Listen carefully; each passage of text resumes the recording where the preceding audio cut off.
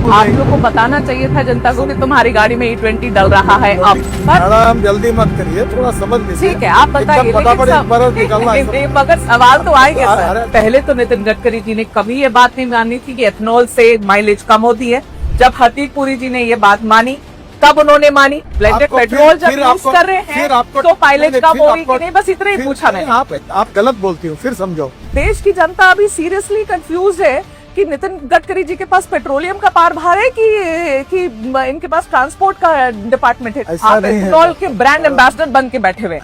Central excise भी कम किया है एथेनॉल ब्लेंडेड पेट्रोल पर, इसके बावजूद भी पेट्रोल के दाम कम क्यों नहीं हुए? ये सब सवाल आप पेट्रोलियम मिनिस्टर को अच्छा, पूछो। ये बढ़िया है। अभी आप देखो, आप क्या करती है, हाँ। आप तबला रग्गा बजाती है। अरे क्या तबला सुनो, बजाती हूँ आप मैं? अभी मुझे पूछ हाँ। रहे हैं कि तुम पेट्रोलियम मंत्री हो, क्या ये भी तुम बोलोगे? सर जो प्योर पेट्रोल है XP 170 रुपीज पर लीटर, 170 रुपए प्रति लीटर, सर कौन भराएगा गाड़ी में, बताओ।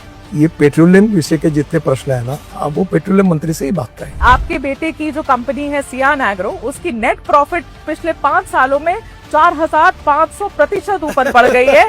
इतने 1000 करोड़ की आप बना देते हैं हाईवे, और आपने एकदम बेस्ट टेक्नोलॉजी, बेस्ट मटेरियल, पहली बारिश घंटा हो जाता है, फिर आप कहेंगे कि सवाल पूछो तो गलत है।